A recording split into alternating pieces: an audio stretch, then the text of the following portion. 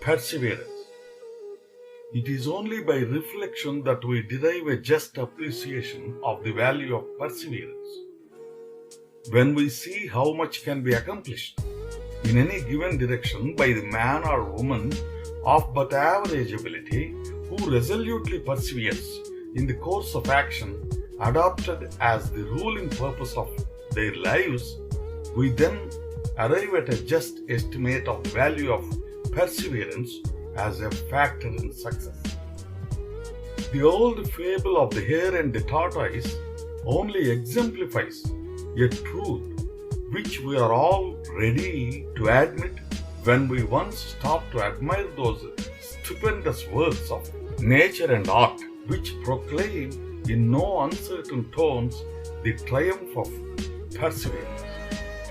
All the performances of human art at which we look with praise or wonder are instances of the resistless force of perseverance. It is by this that the quarry becomes a pyramid. It is by this the Colosseum of Rome was built, and this it was that enclosed in adamant the Chinese Empire. One man's individual exertion seems to go for nothing. If a person were to compare the result of one man's work with the general design and last result, he would be overwhelmed by the sense of their disproportion. Yet these petty operations, incessantly continued, in time surmount the greatest difficulties. Mountains are elevated and oceans bounded by the slender force of human beings. How many men who have won well-nigh imperishable renown in the world of literature, science, or art owe all their greatness to persevering efforts? How many of those whom the world calls geniuses can exclaim with Newton that they owe all their greatness to persevering efforts, and whatever they may have been able to accomplish more than ordinary has been solely by virtue of perseverance? They were the sons of unremitting industry and toil. They were once as weak and helpless as any of us, once as destitute of wisdom and power as an infant. Once the very alphabet of that language which they have wielded with such magic effect was unknown to them. They toil long to learn it, to get its sounds, understand its deeper fancies, and longer still to obtain the secret of its highest charm and mightiest power. And yet, even longer for those living glorious thoughts which they bade it bear to an astonished and admiring world. Their characters, which are now given to the world and will be to millions yet unborn as patterns of greatness and goodness, were made by that untiring perseverance which marked their whole lives. From childhood to age, they knew no such word as fail. Defeat only gave them power. Difficulty only taught them the necessity of redoubled exertions. Dangers gave them courage, and the sight of great labors inspired in them corresponding exertions. Their success has been wrought out by persevering industry. It has been said by shrewd observers that successful men owe more to their perseverance than to their natural powers, their friends, or the favorable circumstances around them. Genius will falter by the side of labor. Great powers will give place to great industry. Talents are desirable, but perseverance is more so. It will make mental powers, or at least strengthen those already made. This should teach a great lesson of patience to those who are so nearly ready to sink in despair and have grown weary in their strivings for better things. For one who faints not, but resolutely takes up the work of life and perseveringly continues his exertion, It is possible for him to reach almost any height to which his ambition may point. Some of the great works of literature in which are stored away great masses of information are the results of persevering efforts before which many minds would have quailed. Gibbon consumed 19 years in writing his masterpiece. How many would have had the courage to persevere that length of time, though certain of success at last? Courage, when combined with energy and perseverance, will overcome difficulties apparently insurmountable. Perseverance, working in the right direction and when steadily practiced, even by the most humble, will rarely fail of its reward. It inspires in the minds of all fair-minded people a friendly feeling.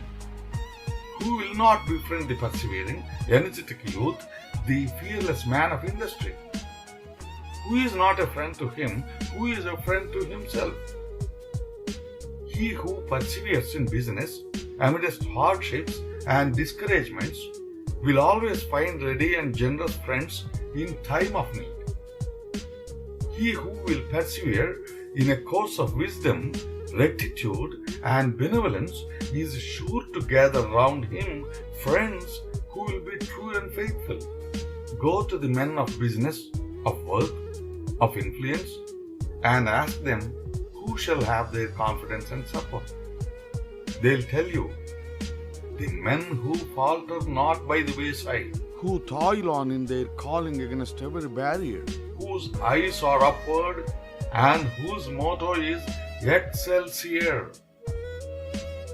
These are the men to whom they give their confidence. But they shun the lazy, the indolent, the fearful and faltering. They would as soon trust the wind as such men. If you would win friends, be steady and true to yourself. Be the unfailing friend of your own purposes. Stand by your own character, and others will come to your aid. Almost every portion of the earth teems with works which show what man has been able to effect in the physical world by means of perseverance. Calculate, if you can, the efforts required to build the pyramids of Egypt. Can you conceive of a more enduring monument to the triumph of perseverance than that? Look at nature. She has 1,000 voices teaching lessons of perseverance. The lofty mountains are wearing down by slow degrees. The ocean is gradually but surely filling up by deposits from its 1,000 rivers and by the labors of a little insect so small as to be almost invisible to the naked eye. Every shower that sweeps over the surface of the country tends to bring the hills and the mountains to the level of the plains. Nature has but one lesson on this subject, and that is persevere. More depends upon active perseverance than upon genius, says a common sense author upon this subject. Genius unexerted is no more genius than a bushel of acorns is a forest of oaks. There may be epics in men's brains, just as there are oaks in acorns. But the tree and the book must come out before we can measure them. Firmness of purpose is one of the most necessary sinews of character and one of the best instruments of success. Without it, genius wastes its efforts in a maze of inconsistencies. It gives power to weakness and opens to poverty the world's mark. It spreads fertility over the barren landscape and bids the choicest fruits and flowers spring up and flourish in the desert abode. There is perhaps nothing more conducive to success in any important and difficult undertaking than a firm, steady, unremitting spirit. In seasons of distress and difficulty, to abandon ourselves to dejection is evidence of a weak mind. Opposing circumstances often create strength, both mental and physical. Opposition gives us greater power of resistance. To overcome one barrier gives us greater ability to overcome the next. It is cowardice to grumble about circumstances. Instead of sinking under trouble, it becomes us in the evil day with perseverance to maintain our part, to bear up against the storm, to have recourse to those advantages which, in the worst of times, are always left to integrity and virtue, and never to give up the hope that better days may come. It is wonderful to see what miracles a resolute and unyielding will can achieve. Before its irresistible energy, the most formidable obstacles become as cobweb barriers in the path. Difficulties, the terrors of which cause the irresolute to sink back with dismay, provoke from the man of lofty determination only a smile. The whole history of our race, all nature, indeed, teems with examples to show what wonders may be accomplished by resolute perseverance and patient toil. How many there are who, thinking of the immense amount of work lying between them and the object of their desires, are almost ready to give up in despair. But do they not, when they view the work thus in mass, forget that there is time enough, if only rightly improved, to suffice for each effort?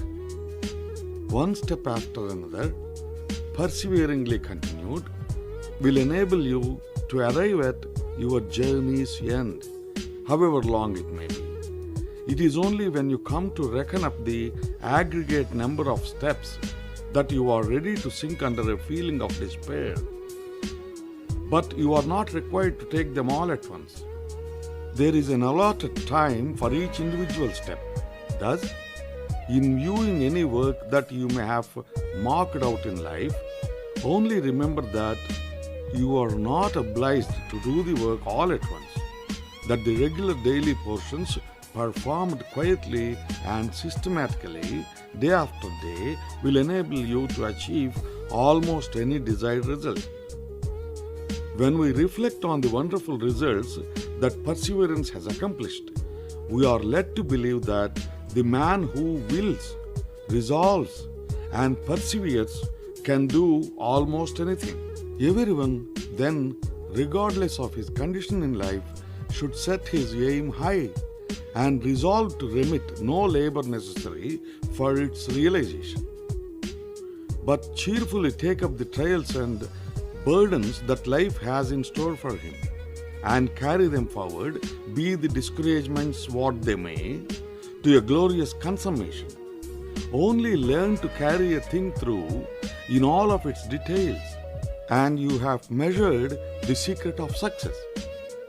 Only learn to persevere in carrying out any plan of work which an enlightened judgment decides is the best, and you will force life to yield you its grandest triumphs.